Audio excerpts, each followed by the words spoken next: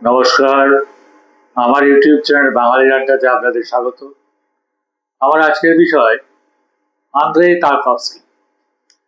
Andrei তারকভস্কি মনে করেন শিল্প হচ্ছে তাই যা সব সময় সত্যকে নির্মোহ দৃষ্টিতে দেখবে এবং তাকে প্রকাশ করবে।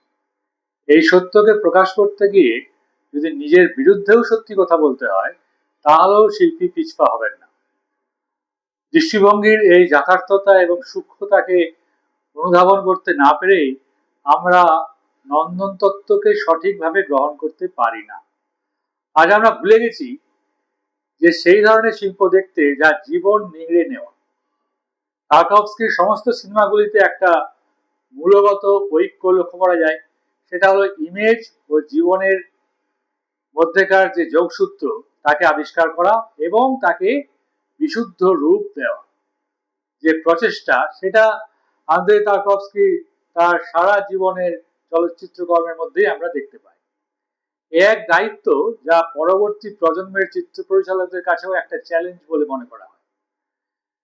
তার সিনেমা দেখলেই মনে হয় কি অপরিসীম দক্ষতায় একজন শিল্পী তার ছবিতে ক্রাফটকে ব্যবহার করেছেন।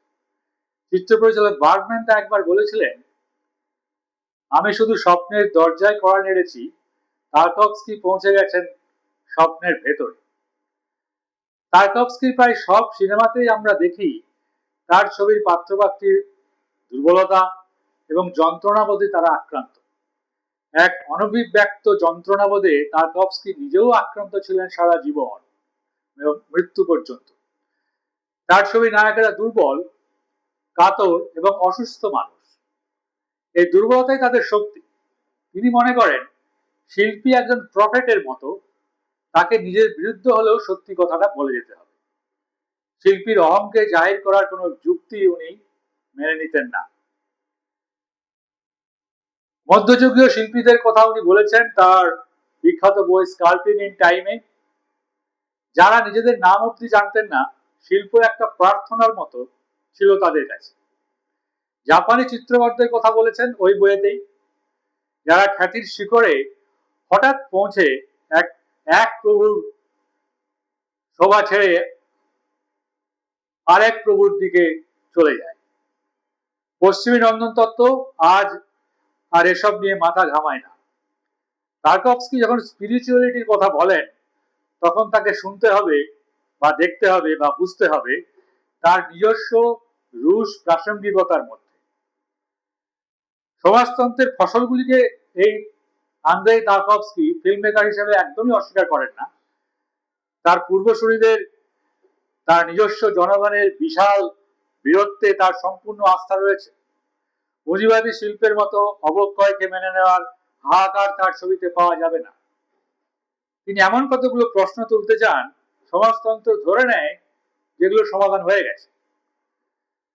তাই তারকভস্কি খুব পুরনো কথা বলেছেন বলে মনে হয়, অথচ সত্যিই মানুষের সাবজেক্টিভিটির মূল প্রশ্নগুলিকে, তার স্পিরিচুয়াল সমস্যাকে এড়িয়ে গেছে এই বিপ্লববাদ, অর্থাৎ রুশ বিপ্লববাদের কথা এখানে বলা হচ্ছে। আমরা এটা বুঝতে বসি যে রাষ্ট্রীয় ক্ষমতা দখল বা সবার জন্য রুটি বা বাসস্থান একটি প্রাথমিক ধাপ, কিন্তু সেটাই শেষ কথা নয়। তারকভস্কির কথা বলতে গেলে তার মৃত্যু থেকে শুরু করতে হবে। নির্বাসনের যে বিবরণ তিনি তার ছবির পর ছবিতে দিয়ে গেছেন,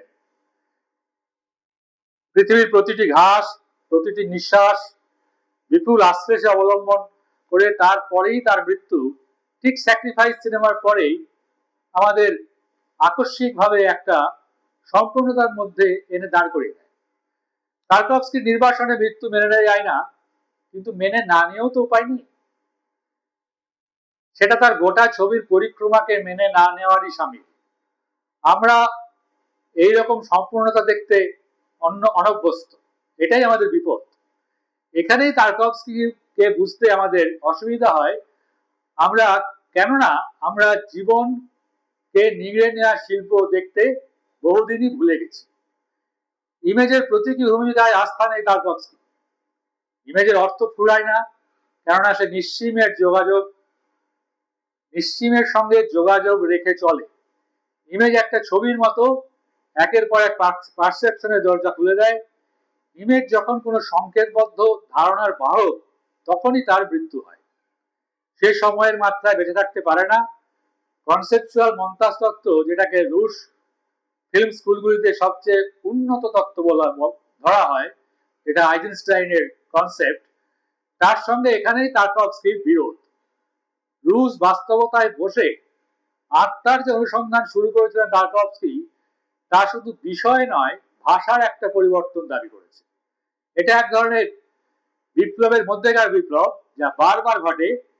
যে স্তরহীন, সংঘাতহীন, অনড় বাস্তববাদের ফর্মুলাকে গিলিয়ে দেবার চেষ্টা করছে স্তালিনপন্থী শিল্প, তাকে আঙ্গিক হিসাবে বর্জন করতে না পারলে তারকভস্কি তার নিজের কথা বলতে পারতেন না। তার প্রথম ছবি ইরান চাইল্ডহুড, এক ছোট ছেলের গল্প যার শৈশবকে ধ্বংস করে দিয়েছে যুদ্ধ। আহত, বিকারগ্রস্ত, দুঃস্বপ্নের নাগরিক করে তুলেছে তাকে। কোনোভাবে একে শান্তির পৃথিবীতে বাঁচিয়ে রাখা যাবে না। অমানসিক এক অবয়ব তৈরি হয়েছে এই ছেলেটি।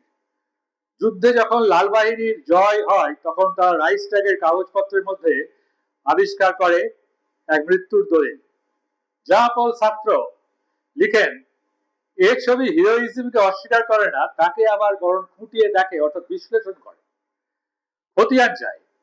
কি মূল্যে এই হিরোইজম অর্জিত হয় তাকে দেখে। ইভানের মতো বহু মৃত্যুর কোনো সান্ত্বনাই নেই শত জয়ের গৌরবের মধ্যেও। সমাজতান্ত্রিক সমাজেও ভালো আর মন্দের যে দ্বন্দ্ব চলতে থাকে, এটা ইতিহাসের ট্র্যাজিক পার্ট। তারকভস্কি নিজেকে দেখেন রুশ শিল্পের একটি বিশেষ ধারক ও বাহক হিসাবে, যেখানে স্পিরিচুয়ালিটির সমস্যাকে শিল্পের অন্যতম বিষয় বলে ধরা হয়। মনে করা হয় 19 শতকে দস্তয়েভস্কি থেকে এর শুরু। 20 শতকে মডেলস্টম, পাস্তুরনাক প্রমুখ কবিদের সঙ্গে আত্মীয়তা বোধ করেছেন এই আন্দ্রেই তারকভস্কি। তারকভস্কির ছবিতে যে চরাচরব্যাপী নস্টালজিয়া নিঃশ্বাসের মতো মুড়ে রাখে স্পেসকে, তার ঐতিহাসিক গুরুত্ববোধ এইখানে একটা অস্বীকৃত অতীতকে স্বীকার করার মধ্য দিয়ে। মিরর 1974 সালের ছবি। এটা খানিকটা তারকভস্কির আত্মজীবনীও বলতে পারেন। স্মৃতি শব্দের মধ্য দিয়ে নিজের সত্তাকে ফুটিয়ে রেখেছেন এক শিল্পী। সে বুঝতে পেরেছে তার পরিবার, মা, স্ত্রী, পুত্র, সবার কাছে সে অসীম ঋণী। এই ঋণ তার শোধ করা হয়নি ঠিকই, ঠিক করে ভালোবাসতেও পারেনি সে। এই ছবির টুকরো টুকরো দৃশ্য ধরে রেখেছে এক কেন্দ্রীয় দৃশ্য, একটি নিউজ রিলের ফুটেজ। সেটা কি? সেটা হলো শিবাস হ্রদের কর্দম ভূমি পার হচ্ছে রুশ সেনাবাহিনী, এক অপরিসীম কষ্টের বিবরণ। অমানসিক যন্ত্রণা ও কষ্টের মধ্যে দিয়ে যে ক্যামেরাম্যান ওই ফুটেজ তুলেছিলেন, তিনিও সেদিনই এই যুদ্ধে মারা যান। এই আত্মত্যাগের কাছেও তার গভীর ঋণ জানাতে পারে মিররের নায়ক। জীবনের জন্য কৃতজ্ঞতা তাকে মৃত্যুসজ্জায় শেষ সান্ত্বনা দেয়। তারকভস্কি যেভাবে অভিজ্ঞতাকে পুনরুদ্ধার করতে চান, তাতে আমরা একটা অস্তিত্ববাদী ঝোঁক লক্ষ্য করি।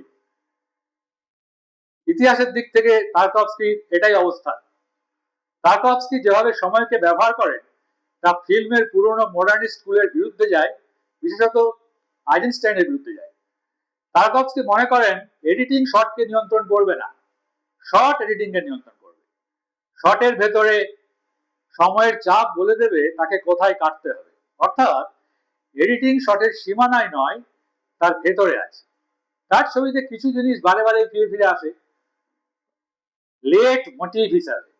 কিরকম সেগুলো? অদ্ভুত বাংময় পৃথিবী, এবং সব বড় বড় শিল্পীর মতো তিনিও এক নিজের পৃথিবী গড়ে তুলতে চান। বারবার দেখা যায় কিছু মানুষ যারা কথা বলতে পারে না, তোতলায়, বোবা হয়ে যায়। দেখি জল, আগুন, জলাভূমি, পুরনো পেতলের পালঙ্ক, চেয়ার, উপচে পড়া দুধ। এগুলো কোনো প্রতীক নয়। এই প্রতীক ধর্মীতাকে তিনি অস্বীকার করেন। ওর ছবি দেখলে এই ভুলটাই সবাই করে। আসলে ইমেজের যা মানে সেটা ধরেই ছবিটাকে বিশ্লেষণ করতে হবে। জল, এখানে জলই প্রথমত আমাদের স্মৃতি ও অনুভবে যার গভীর অনুষঙ্গ প্রভাবিত হয়ে আছে। মাজা একবার, আন্দ্রে মাজা, সেই বিখ্যাত ফরাসি চলচ্চিত্র তাত্ত্বিক, যিনি একবার ফেলিনির ছবি থেকে বলেছিলেন ফেনোমেনোলজি অফ দ্য সোল। তারকভস্কির ছবি দেখলে মনে হয় সোলের ছবিটাই যেন আমরা দেখছি। সরাসরি চৈতন্য, সরাসরি জীবন ও মৃত্যু, কোনো ভনিতা নেই।